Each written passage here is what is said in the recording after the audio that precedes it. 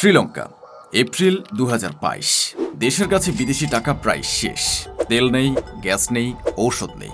রান্নার গ্যাসের জন্য মানুষ লাইনে দাঁড়িয়ে আছে দিনের পর দিন। জিনিসের দাম হু হু করে বেড়ে গেল।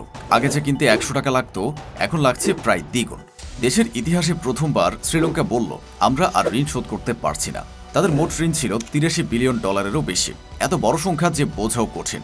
মানুষ রাগে রাস্তায় নামলো, প্রেসিডেন্টের বাড়ি দখল করে ফেললো, প্রেসিডেন্ট দেশ ছেড়ে পালালেন। এই বিপর্যয়ের মধ্যে একটাই আশার আলো রইল, IMF মানে আন্তর্জাতিক মুদ্রা তহবিল। এটা একটা বিশাল আন্তর্জাতিক সংস্থা, যার কাজ হলো বিপদে পড়া দেশগুলোকে ঋণ দেওয়া। IMF বলল, টাকা দেব, কিন্তু কিছু শর্ত মানতে হবে। কর বাড়াতে হবে, সরকারি সাহায্য কমাতে হবে, বিদ্যুতের দাম বাড়াতে হবে। শ্রীলঙ্কার সরকার রাজি হলো। ২০২৩ সালে $২৯০ কোটি ঋণ পেল তারা। ২ বছর পর ২০২৪ সালে জিনিসের দাম বাড়া থেমে গেল। অর্থনীতি একটু একটু করে ঘুরে দাঁড়াতে শুরু করলো। IMF নিজে বলল, কাজ হচ্ছে। কিন্তু একটা মজার তথ্য আছে, এটা শ্রীলঙ্কার জন্য প্রথম IMF ঋণ ছিল না। এটা ছিল তাদের ১৭তম বার। ১৭ বার একই দেশ, একবার নয়, দুবার নয়, ১৭ বার একই জায়গায় হাত পাততে হয়েছে। আর কিছু বিশেষজ্ঞ বলছেন, এত কড়া শর্ত মানতে গিয়ে শ্রীলঙ্কা হয়তো ২০২৮ সালের মধ্যে আবার একই সমস্যায় পড়তে পারে। তাহলে IMF আসলে কি? গরিব দেশকে বিপদ থেকে বাঁচানোর একজন সাহায্যকারী, নাকি এমন একজন যে একবার হাত ধরলে আর ছাড়ে না, আর সেই দেশটা বারবার তার কাছে ফিরে আসতে বাধ্য হয়? বিন্দুর আজকের পর্বে আমরা এই প্রশ্নের উত্তর খুঁজব। গল্পটা শুরু হয় ১৯৪৪ সালে। তখনও দ্বিতীয় বিশ্বযুদ্ধ শেষ হয়নি, কিন্তু বিশ্ব নেতারা ভাবছিলেন যুদ্ধ শেষ হলে অর্থনীতিতে যে বিশৃঙ্খলা হবে সেটা কিভাবে সামলানো যাবে।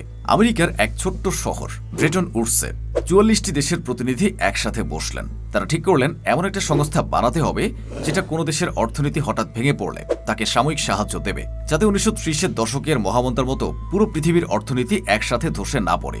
এভাবেই জন্ম হলো IMF এর। শুরুতে এর কাজ ছিল সহজ, কোনো দেশের হাতে বিদেশি টাকা কমে গেলে সাময়িকভাবে ঋণ দেওয়া, ব্যাস এতটুকুই। কিন্তু সময়ের সাথে সাথে এটি বদলে গেল। ১৯৮০-এর দশকে IMF নতুন একটা নিয়ম চালু করলো, নাম স্ট্রাকচারাল অ্যাডজাস্টমেন্ট। সহজ কথায়, অর্থনীতি ঠিক করার কড়া নিয়ম কানুন। এখন থেকে শুধু টাকা দিয়েই IMF থামল না, সাথে জুড়ে দিল লম্বা এক শর্তের তালিকা।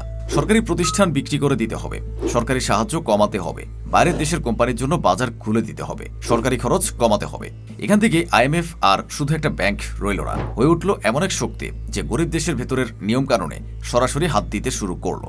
আর এখান থেকে শুরু হলো বিতর্ক। আজ IMF এর সদস্য দেশ আছে ১৯০-টিরও বেশি। কিন্তু মজার ব্যাপার হলো, ধনী উন্নত দেশগুলো প্রায় কখনোই IMF এর কাছ থেকে ঋণ নেয় না। শেষবার কোন ধনী দেশ ঋণ নিয়েছিল ১৯৭৮ সালে। তারপর থেকে ঋণ নেওয়ার তালিকায় প্রায় সব সময় থাকে গরিব বা মাঝারি আয়ের দেশ। এই একটা তথ্যই জন্ম দেয় পরের বড় প্রশ্নটার, তাহলে সিদ্ধান্ত নেওয়ার ক্ষমতা কার হাতে? IMF এর নিয়ম বোঝার আগে একটা জিনিস জানা দরকার। IMF এ এক দেশ এক ভোট নিয়ম নেই। মনে করো তোমরা কয়েকজন বন্ধু মিলে একটা দল বানিয়েছ, আর দল কি করবে সেটা ভোট দিয়ে ঠিক হয়। কিন্তু নিয়মটা এমন, যে বন্ধু দলের তহবিলে বেশি টাকা দিয়েছে তার ভোট বেশি গুরুত্বপূর্ণ। IMF ও ঠিক এভাবেই চলে। যে দেশ যত বেশি টাকা তহবিলে দেয় তার ভোটের ওজনও তত বেশি। বড় সিদ্ধান্ত পাশ করতে ৮৫% ভোট লাগে, আর একা আমেরিকারই ভোটের ভাগ ১৬ থেকে ১৭%-এর কাছাকাছি। মানে আমেরিকা রাজি না হলে কোনো বড় সিদ্ধান্তই পাশ হতে পারে না। এটি কাগজে কলমে না বলার ক্ষমতা না হলেও আসলে কাজ করে ঠিক তেমনই। আমেরিকা আর কয়েকটি ধনী দেশ মিলে মোট ভোটের অর্ধেকেরও বেশি নিয়ন্ত্রণ করে। অথচ ঋণ যারা নেয়, যাদের দেশে সংকট হয়, তারা প্রায় সবসময় গরিব দেশ। মানে যারা টাকা দেয় তাদের হাতেই সিদ্ধান্তের ক্ষমতা, আর যারা টাকা নেয়, শর্ত মেনে চলে, তাদের কথা প্রায় শোনাই হয় না। ২০০৬ সালে IMF নিজেই এই সমস্যা স্বীকার করলো। গরিব দেশগুলোর ভোট একটু বাড়ানোর চেষ্টা করলো, কিন্তু বিশেষজ্ঞরা বললেন এই কাঠামো থেকে এই বৈষম্য সত্যিকারভাবে দূর করা প্রায় অসম্ভব। তাই এই অভিযোগটা মিথ্যা নয়। IMF এ যাদের উপর সিদ্ধান্তের প্রভাব সবচেয়ে বেশি পড়ে, তাদের কথা বলার সুযোগ সবচেয়ে কম। ১৯৯৭ সাল। দক্ষিণ কোরিয়া তখন এশিয়ার এক বিস্ময়, দ্রুত উন্নতি করা এক দেশ। কিন্তু হঠাৎ করে দেশটার হাতে বিদেশি টাকা প্রায় শেষ হয়ে গেল। মাত্র $২০৪০ কোটি বাকি। দেশ দেউলিয়া হওয়ার মুখে। ২১ নভেম্বর কোরিয়াকে বাধ্য হয়ে IMF এর কাছে সাহায্য চাইতে হলো। এটাকে কোরিয়ার ইতিহাসে সবচেয়ে লজ্জার এক মুহূর্ত বলে মনে করা হয়। IMF কঠিন শর্ত দিল, সুদের হার বাড়াতে হবে, দুর্বল ব্যাংক আর কোম্পানি বন্ধ করে দিতে হবে, মানুষকে চাকরি থেকে ছাঁটাই করা সহজ করতে হবে। লাখ লাখ মানুষ চাকরি হারালেন, অনেক পরিবারের ব্যবসা বন্ধ হয়ে গেল। কিন্তু এরপর একটা অবাক করা ঘটনা ঘটল। সাধারণ মানুষ নিজেরাই ঘরের সোনা দান করতে শুরু করলেন দেশের ঋণ শোধ করার জন্য। বিয়ের আংটি, বাচ্চাদের জন্মদিনের উপহার, দাদি নানির পুরনো গয়না সবকিছু মানুষ ব্যাংকে জমা দিয়ে দিলেন। প্রায় 227 টন সোনা জমা পড়ল। তার দাম ছিল প্রায় $210 কোটি। 2001 সালের আগস্টে মাত্র 3.5 বছরের মধ্যে কোরিয়া পুরো ঋণ শোধ করে দিল। এটা IMF এর ইতিহাসে সবচেয়ে দ্রুত ঋণ পরিশোধের একটি রেকর্ড। আজ প্রায় 30 বছর পর দক্ষিণ কোরিয়ার হাতে বিদেশি টাকার ভান্ডার $384 বিলিয়ন বেশি। মানুষের আয় বেড়েছে 3 গুণেরও বেশি। স্যামসাং, হুন্দাই, এলজি এই কোম্পানিগুলো এখন সারা পৃথিবীতে পরিচিত। IMF এর সমর্থকরা এই গল্পটা বারবার বলেন। তাদের কথা হলো, ঔষধ তেতো লাগতে পারে, কিন্তু ঠিকমতো খেলে রোগী পুরোপুরি সেরে ওঠে, আগের চেয়ে শক্তিশালী হয়ে। কোরিয়া তার প্রমাণ। কিন্তু প্রশ্ন হলো, এই গল্প কি সব দেশের বেলায় সত্যি হয়? সেই 1997 সালেই ইন্দোনেশিয়া আর থাইল্যান্ডও IMF এর কাছ থেকে সাহায্য চেয়েছিল, কিন্তু তাদের ফল কোরিয়ার মতো হলো না। IMF এই দুই দেশকে একই ঔষধ দিল, সুদের হার বাড়াও, খরচ কমাও। কিন্তু অনেক অর্থনীতিবিদ পরে বললেন, এই কঠোর নিয়ম একটা সাধারণ সমস্যাকে আরো বড় বিপর্যয়ে বদলে দিয়েছিল। লাখো মানুষ কাজ হারালেন। জ্যামাইকা নামের একটা দেশে IMF এর শর্ত ছিল মজুরি বাড়ানো বন্ধ রাখো। শ্রমিক ইউনিয়নরা বলল, এই সিদ্ধান্ত জনগণকে না জিজ্ঞেস করেই চাপিয়ে দেওয়া হয়েছে। পাকিস্তান বহুবার IMF এর কাছে গেছে, প্রতিবারই একই কথা, জ্বালানির দাম বাড়াও, কর বাড়াও। আর প্রতিবারই দেশে অস্থিরতা তৈরি হয়েছে। আর্জেন্টিনা আর গ্রিসের গল্প আরও কঠিন। গ্রিসে 2010 সালে বড় ঋণ সংকট তৈরি হয়েছিল। তারপর 10 বছর ধরে চলল খরচ কমানো, নতুন শর্ত, নতুন ঋণের এক অন্তহীন চক্র। কিন্তু হিসেব বলছে, গ্রিসকে 2060 সাল পর্যন্ত, কারো কারো মতে তারও অনেক পরে পর্যন্ত বাড়তি আয় জমিয়ে রাখতে হতে পারে শুধু ঋণ শোধ করার জন্য। অনেকে এই অবস্থাকে তুলনা করছেন পুরনো দিনের ঋণের দাসত্বের সাথে, যেখানে একবার ঋণে পড়লে সারা জীবন সেই ঋণ শোধ করেই যেতে হয়। আর্জেন্টিনাও বারবার IMF এর কাছে ফিরে গেছে। প্রতিবার নতুন শর্ত, প্রতিবার নতুন করে জিনিসের দাম বেড়ে যাওয়া আর টাকার দাম কমে যাওয়া। আফ্রিকার দেশগুলোর অভিজ্ঞতা আরও পুরনো। 1980 এর দশকের ওই কড়া শর্তের নিয়ম চালু হওয়ার পর আফ্রিকা, এশিয়া, লাতিন আমেরিকা অনেক দেশ একই ফাঁদে পড়ে গেল। সরকারি প্রতিষ্ঠান বিক্রি করো, স্কুল আর হাসপাতালের খরচ কমাও, সরকারি ঘাটতি বন্ধ করো। সমালোচকরা বলেন, এটা যেন একটা মাত্র রেসিপি, যেটা পৃথিবীর প্রায় প্রতিটি গরিব দেশের গলায় একইভাবে চাপিয়ে দেওয়া হয়েছে, সে দেশের নিজস্ব সমস্যা না বুঝে। এ কারণেই ঋণের ফাঁদ কথাটা IMF এর নাম নিলেই বারবার উঠে আসে। ঘানার গল্পটা এই বিতর্কের একদম কেন্দ্রে। ঘানা প্রথমবার IMF এর কাছে গিয়েছিল 1966 সালে। 2023 সালে যখন তারা আবার $300 কোটি ঋণ নিল, সেটা ছিল তাদের 17তম বার। 17 বার একই দেশ। তাদের আয়ের প্রায় 1/3 শুধু পুরনো ঋণ শোধেই চলে যাচ্ছে। জ্বালানির দাম বাড়লো, নতুন কর বসলো, রাস্তায় প্রতিবাদ হলো, মানুষ বলল এই শর্ত অন্যায়। কিন্তু এবার ফল অন্যরকম হলো। কড়া নিয়ম মেনে চলার পর 2026 সালে ঘানা সময়ের আগেই IMF এর প্রোগ্রাম থেকে বেরিয়ে এলো। সরকার বলল, অর্থনৈতিক ঘুরে দাঁড়িয়েছে। তাহলে ঘানা কি কোরিয়ার মতো সাফল্যের গল্প, নাকি শ্রীলঙ্কার মতো আরেকটি চক্রের শুরু? উত্তর এখনো জানা নেই।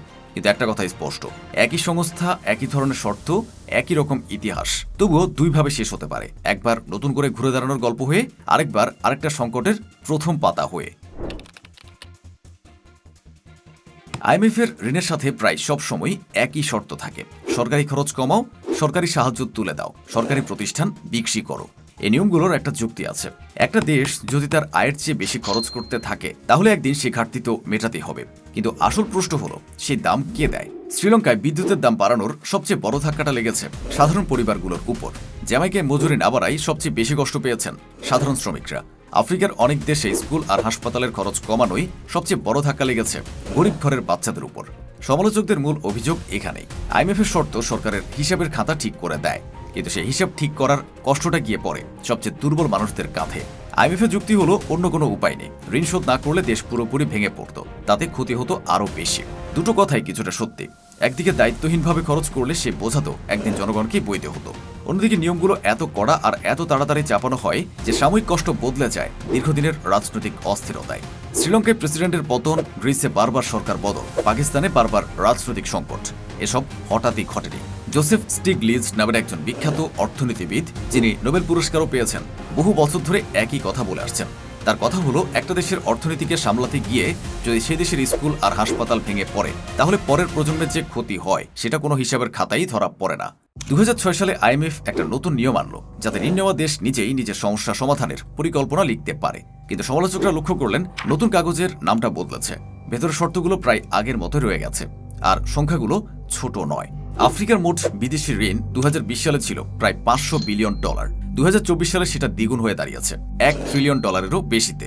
জাতিসংঘের একটা রিপোর্ট অনুযায়ী কমপক্ষে 22টি আফ্রিকান দেশ এখন ঋণ সংকটে অথবা সংকটের খুব কাছাকাছি। আইএমএফ ইচ্ছে করে গরিব দেশকে ঋণের ফাঁদে ফেলে। এই কথাটা কতটা সত্যি? যা সত্যি, আইএমএফ এর শর্তগুলো প্রায় সবসময় একই রকম, প্রতিটা দেশের নিজস্ব সমস্যা বিবেচনা না করে। শ্রীলঙ্কার মতো দেশ 17 বার আইএমএফ এর কাছে গেছে, তবুও একই সমস্যা বারবার ফিরে এসেছে। এটা প্রশ্ন তোলে, আইএমএফ এর ঋণ কি আসলেই সমাধান, নাকি শুধু সমস্যাটা পরে ফেলে রাখার একটা উপায়? আর সিদ্ধান্ত নেওয়ার জায়গায় ধনী দেশের কথার গুরুত্ব গরিব দেশের চেয়ে অনেক বেশি। এই অন্যায্য নিয়ম নিয়ে অনেক অর্থনীতিবিদ প্রশ্ন তুলেছেন, যা বাড়িয়ে বলা। আইএমএফ ইচ্ছে করে দেশ ধ্বংস করতে চায় এমন কোনো স্পষ্ট প্রমাণ নেই। আইএমএফ নিজে থেকে কোনো দেশের দরজায় গিয়ে জোর করে ঋণ গছিয়ে দেয় না। শ্রীলঙ্কা, গ্রিস, আর্জেন্টিনা প্রতিটা দেশ নিজের সরকারের ভুল সিদ্ধান্তেই প্রথমে ঋণের ফাঁদে পড়েছিল। আইএমএফ আসারও অনেক আগে। আইএমএফ আসে যখন সংকট একদম শেষ পর্যায়ে, সংকট শুরুর সময় নয়। আর কোরিয়ার উদাহরণ প্রমাণ করে একই সংস্থা, একই ধরনের কড়া শর্ত, কিন্তু ঠিক নেতৃত্ব আর মানুষের ঐক্য থাকলে সত্যিকারের ঘুরে দাঁড়ানো সম্ভব। তাহলে পার্থক্যটা কোথায়? পার্থক্যটা আইএমএফ এর মনের ইচ্ছায় নয়, পার্থক্যটা কাজে বাস্তবায়নে, রাজনীতিতে আর প্রতিটা দেশের নিজস্ব সামর্থ্যে। কোনো দেশের সরকার যদি ভালোভাবে কাজ করে, দুর্নীতি কম থাকে, মানুষ একসাথে কষ্ট সহ্য করতে রাজি থাকে, তাহলে আইএমএফ এর কড়া শর্ত কোরিয়ার মতো ভালো ফল নিয়ে আসতে পারে। আর সরকার দুর্বল হলে, দেশের রাজনৈতিক গোলমাল বেশি হলে একই শর্ত হয়ে ওঠে শ্রীলঙ্কা বা গ্রিসের গল্প। কোরিয়ার সরকার ছিল দক্ষ, বড় বড় কোম্পানি দ্রুত বদলাতে পেরেছিল, আর সংকটের কারণ ছিল মূলত কোম্পানির ঋণ, সরকারি দুর্নীতি নয়। শ্রীলঙ্কা বা ঘানার ক্ষেত্রে ছবিটা আলাদা। বহু বছর ধরে জমে থাকা সরকারি অব্যবস্থা, কর তোলার দুর্বল ব্যবস্থা আর রাজনৈতিক গোলমাল সব মিলিয়ে সমস্যাটা আরো জটিল হয়ে ওঠে। তাই একই আইএমএফ, একই রকম শর্তের কাগজ, কিন্তু ফল হয় দেশ ভেদে একদম আলাদা। আইএমএফ কি সাহায্যকারী নাকি ঋণের ফাঁদের কারিগর? উত্তর দুটোই, তবে দুই রকম ভাবে। সাহায্যকারী এই অর্থে, আইএমএফ না থাকলে কোরিয়া, শ্রীলঙ্কা এমনকি গ্রিসের মতো দেশও পুরোপুরি ধসে পড়ত, আর তার ফল হতো আরও ভয়ঙ্কর। ঋণের ফাঁদের কারিগর এই অর্থে, আইএমএফ এর শর্তগুলো এতটাই একরকম, এত তাড়াতাড়ি চাপিয়ে দেওয়া হয়, আর গরিব দেশের কথা এতটাই কম শোনা হয় যে অনেক দেশ সমস্যা থেকে বের হওয়ার বদলে নতুন সমস্যায় ঢুকে পড়ে। কিন্তু এই দুটো কথার মাঝে একটা তৃতীয় সত্য আছে, যেটা প্রায়ই বলা হয় না। আইএমএফ কোনো দেশকে প্রথমে ঋণে ডোবায় না। দুর্নীতি, ভুল সিদ্ধান্ত, দরকারের চেয়ে বেশি ঋণ নেওয়া, এসব শুরু হয় নিজের দেশের সরকারের হাতেই। আইএমএফ আসার অনেক আগে। আইএমএফ আসে তখনই যখন আর কোনো উপায় থাকে না। তাই শুধু আইএমএফ ভালো নাকি খারাপ এই প্রশ্নে আটকে থাকলে আসল সমস্যাটাই এড়িয়ে যাওয়া হয়। এটা অনেকটা একটা ডাক্তারের মতো, যার কাছে মানুষ যায় শুধু খুব বিপদে পড়লে, আর প্রতিবার তিনি একই তেতো ঔষধ লিখে দেন, রোগীর শরীর যেমনই হোক না কেন। কিছু রোগী সেই ঔষধ খেয়ে সুস্থ হয়ে যান, নিজের জীবনযাত্রা বদলে ফেলেন, আর দ্বিতীয়বার ওই ডাক্তারের কাছে যেতেই হয় না। আবার কিছু রোগী প্রতি কয়েক বছর পর পরই একই সমস্যা নিয়ে ফিরে আসেন, আর প্রতিবারই একই ঔষধ পান। তখন প্রশ্নটা আর ঔষধে থাকে না, প্রশ্নটা হয় রোগ চেনায় কি ভুল হচ্ছে, নাকি চিকিৎসার পরে যত্ন না নেওয়ায় রোগটা বারবার ফিরে আসছে। আসল প্রশ্ন হওয়া উচিত, কেন গরিব দেশগুলো বারবার একই সমস্যায় ফিরে যায়? কেন সিদ্ধান্ত নেওয়ার টেবিলে সবচেয়ে বেশি ক্ষতিগ্রস্ত দেশগুলোর কথাই সবচেয়ে কম শোনা হয়? তাদের কেন কষ্টের বোঝা প্রায় সবসময় গিয়ে পড়ে সেই মানুষদের কাঁধে, যাদের ভুলে সমস্যাটা তৈরি হয়নি? দক্ষিণ কোরিয়ার মানুষ যখন নিজেদের ঘরের সোনা দান করেছিলেন দেশের ঋণ শোধ করতে, সেটা আইএমএফ এর কোনো শর্তে লেখা ছিল না। সেটা ছিল একটি জাতির নিজেদের সিদ্ধান্ত, নিজেদের ভবিষ্যতের উপর নিজেদের বিশ্বাস। আইএমএফ একটা কাঠামো দিতে পারে, শর্ত বেঁধে দিতে পারে, সঠিক সময় ঠিক করে দিতে পারে, কিন্তু কোনো জাতির নিজে উঠে দাঁড়ানোর ইচ্ছা আর সেই ইচ্ছাকে টিকিয়ে রাখার মতো ন্যায্য একটা ব্যবস্থা, এ দুটো কোনো ঋণের কাগজে লেখা থাকে না। শেষ পর্যন্ত এটা ঠিক করে দেয় একটা দেশ আইএমএফ এর হাত ধরে সংকট থেকে বের হয়ে আসবে, নাকি বারবার সেই একই হাতের কাছে ফিরে যেতেই থাকবে। শেষ পর্যন্ত এটাই ঠিক করে দেয় একটা দেশ আইএমএফ এর হাত ধরে সংকট থেকে বেরিয়ে আসবে, নাকি বারবার সেই একই হাতের কাছে ফিরে যেতেই থাকবে।